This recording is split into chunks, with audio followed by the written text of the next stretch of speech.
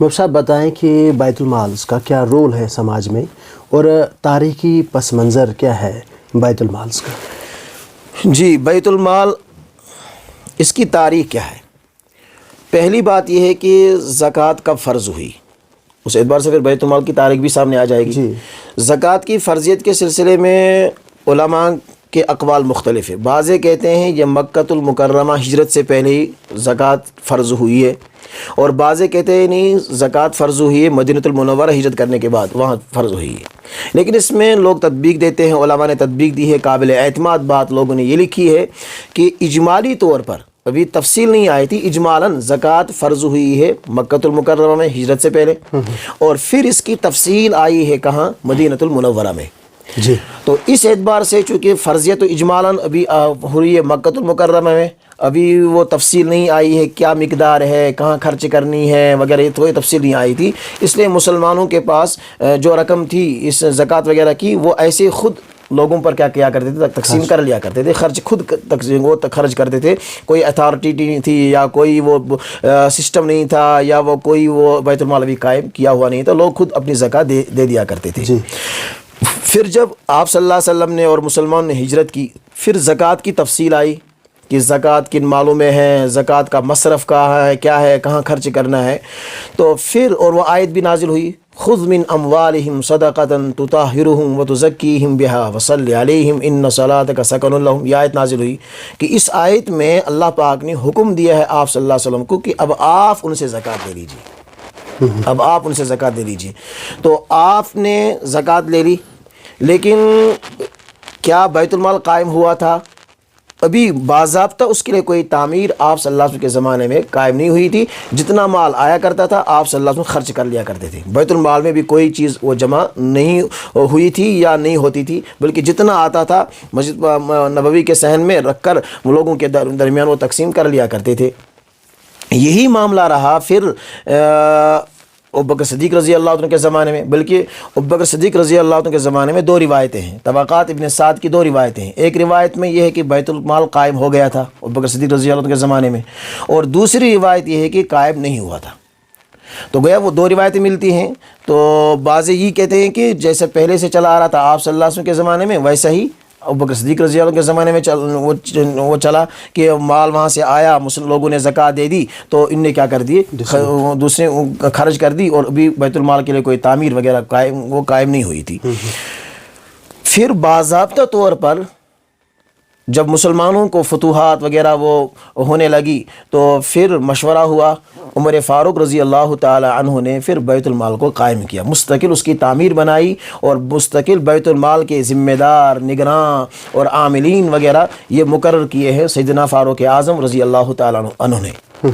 تاریخ میں ملتا ہے اور سیرت میں اور کتابوں میں ملتی ہے بات کہ ابو ہریرہ رضی اللہ تعالیٰ عنہ کو عمر فاروق رضی اللہ تعالیٰ نے عامل بنایا بحرین کا، اور وہاں سے جب 1 سال کے بعد وہ لوٹے، ان نے زکوٰۃ میں وہاں سے وہ مال لایا، وہ 5 لاکھ کی رقم تھی، وہ 5 لاکھ کی۔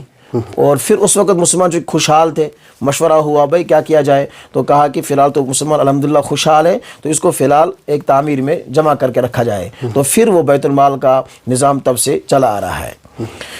تو یہ تو اس کی مختصر میں تاریخ عرض کی۔ تو اب یہ آج کے زمانے میں بیت المال، اس کا کیا رول ہے یا اس کی کیا اہمیت ہے، اس سلسلے میں عرض یہ ہے، یہ جو آج کے اعتبار سے بیت المال ہے، پہلے بات ہم یہ بات واضح کریں کہ یہ بعینی وہی بیت المال نہیں ہے جو پہلے زمانے میں تھا۔ کیوں نہیں ہے؟ وجہ اس کی یہ ہے کہ چونکہ اس بیت المال کے پیچھے ایک نظام ہوتا ہے، اسلامی حکومت ہوتی ہے، خلافت ہوتی ہے، چونکہ وہ تو ہے نہیں، تو یہ اس کا لازمی جز ہے، یہ بیت المال اس کا لازمی جز ہے، یہ اس کی ایک نقل ہے، یہ اس کی ایک نقل ہے، اسی طرح ایک کام ہو رہا ہے اس وقت۔ تو یہ بیت المال اس وقت امت کی ایک ضرورت ہے، علماء نے اس کو سراہا ہے، علماء نے اس کی تحسین کی ہے۔ البتہ گزارش یہ ہے کہ اگر اس میں صحیح طریقے سے خرچ کیا جائے، صحیح طریقے سے شریعت کی روشنی میں اگر اس کا خیال رکھا جائے، پھر یہ بہت اہم کام ہے، اور بہت اہم مسلمانوں کی ایک چیز ہے بیت المال، جس سے مسلمانوں کی ضرورتیں پوری ہوتی ہیں۔ جو مسلمانوں میں سے کسی پر کوئی حالات آ گئے تو وہ اپنا معاملہ کس سے کر سکتا ہے؟ بیت المال سے کر سکتا ہے۔ اور اجتماعی طور پر جو زکوٰۃ کا نظام ہے اس اور انفرادی میں بڑا فرق ہے. اس میں جو خیر و برکت ہے وہ انفرادی طور پر خیر و برکت نہیں ہے. لیکن صرف گزارش یہ ہے کہ اگر بیت المال کا نظام شریعت کے مطابق چل رہا ہے اور شریعت کے مطابق یہ چلانے والے چلا رہے ہیں تو پھر یہ بہت اہم کام ہے. اس کو سارے علماء پھر اس کی تحسین اور اس کو اچھا گردانتے ہیں اور اس کی حوصلہ افزائی کرتے ہیں. تو چونکہ بعض جگہوں میں یہ بات ہے کہ مثال کے طور پر بیت المال والے وہ کیا کرتے ہیں، ان کے مصارف صدقات واجبہ عام طور پر ہوتے ہیں زکوٰۃ کی شکل میں، صدقہ فطر کی شکل میں اور چرم قربانی کی شکل میں. یہ مصارف عام طور پر یہی ہیں. جی. لیکن پھر کیا بعض لوگوں کی طرف سے یہ بات ملتی ہے کہ یہ ان چیزوں کو لوگوں کو بطور قرض کے دیتے ہیں، حالانکہ یہ شرع جائز نہیں ہے. اس کو قرض حسنہ ایسا کہہ سکتے ہیں. ہاں، چاہے قرض حسنہ وہ کہہ رہے ہوں، چاہے کیا کروں، قرضہ دیتے ہوں لوگوں کو. اچھا، کچھ جگہوں سے ایسے بھی یہ شکایتیں ملتی علماء کے پاس کہ یہ زکوٰۃ کو یا صدقہ فطر وغیرہ کو یہ دیتے ہیں لوگوں کو بطور قرض حسنہ کے. جی. حالانکہ یہ درست چیز نہیں ہے.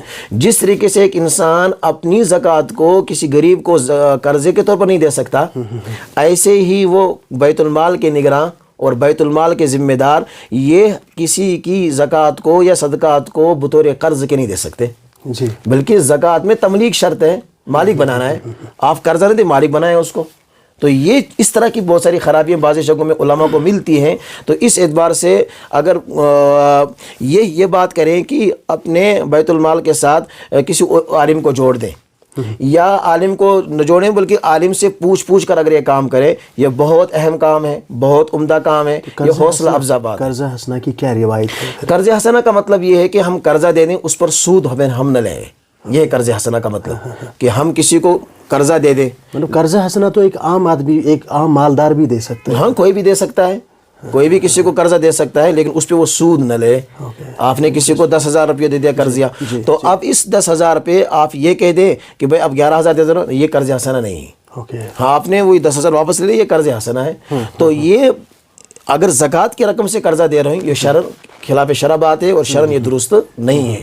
تو اس لیے یہ جو بیت المال کے ذمہ دار ہیں، انہوں نے جو یہ کام لیا ہے یہ بہت اہم کام ہے. اگر یہ شریعت کی روح سے اس چیز کو نبھا رہے ہوں، یہ اللہ کے یہاں اور اللہ کے یہاں ان کو بڑا اجر ملے گا. جی. اور اس کی خیر و برکت امت بھی دیکھے گی.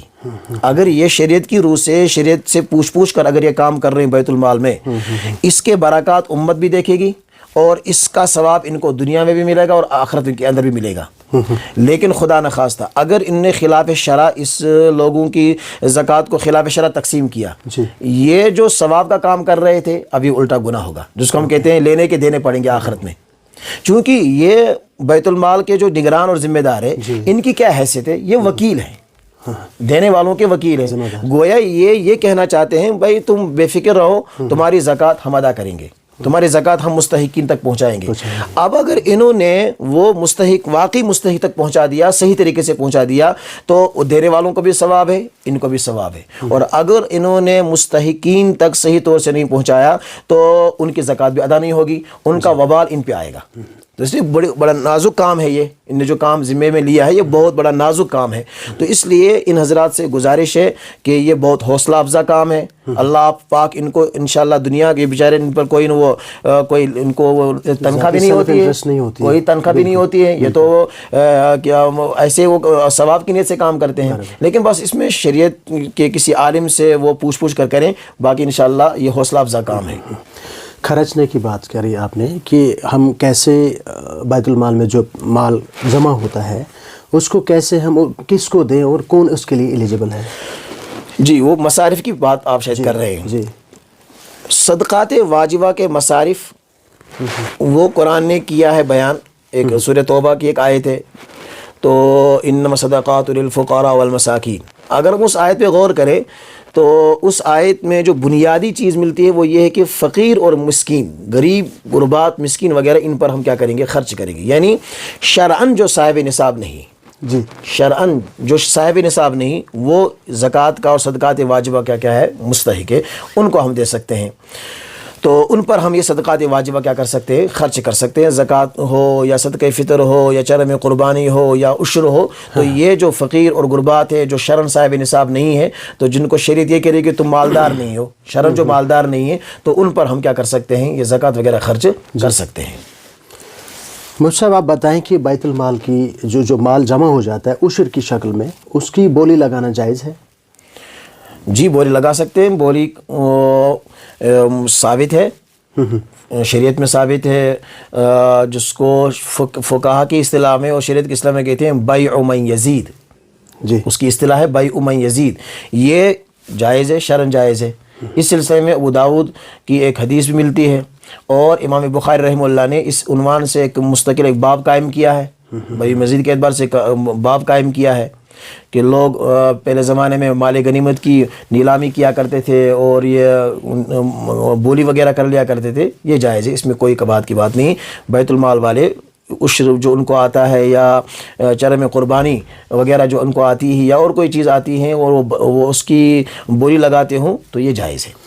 فرض کریں ایک غریب انسان جو ہے اس کے لیے جب بولی ایک امیر انسان دیتا ہے، وہ مطلب فار ایگزامپل اگر کوئی چاول کی 1 کلو کا 40 روپیہ بولی ہو گئی، وہ 50 تک ہو گئی، تو ایک غریب انسان کیسے 50، اس کے پاس اتنا پیسہ جمع نہیں ہوتا ہے وہ 50 روپے دے بھی پائے؟ جی چونکہ یہ خرید و فروخت کا معاملہ ہے، یہ خرید و فروخت ہے. یہ خرید و فروخت اگر جو لینے والا ہے وہ راضی ہے اس پر، وہ خوش ہے تو کوئی حرج کی بات نہیں. اور غریب کو اگر مشکل ہے اس کو کوئی ذمہ داری نہیں کہ وہ اس میں شرکت کرے. تو چونکہ اسے مقصود یہ ہے کہ اور جو دیگر غربا ہیں ان کو فائدہ پہنچے. جتنی زیادہ بولی ہوگی اتنا بیت المال میں رقم زیادہ آئے گی، اتنا لوگوں میں وہ تقسیم زیادہ ہو جائے گا. تو دوسرے اعتبار سے چونکہ بہت سارے غریبوں کا کیا ہوتا ہے وہ فائدہ ہے، چونکہ یہ تو کسی پرسنل کسی کے لیے بولی نہیں کی جا رہی ہے، یہ تو بیت المالی کے لیے کی جا رہی ہے. اور بیت المال کے پیسہ جو جمع ہو جاتا ہے وہ ڈائریکٹلی جو غریبوں میں ہی غریب میں تقسیم ہوتا ہے، اس لیے اس میں کوئی کباہت کی بات نہیں. جی آپ بتائیں مفتی صاحب کہ جو بیت المال جو ہے اس کو کیسے ہم اسٹرانگ بنائیں؟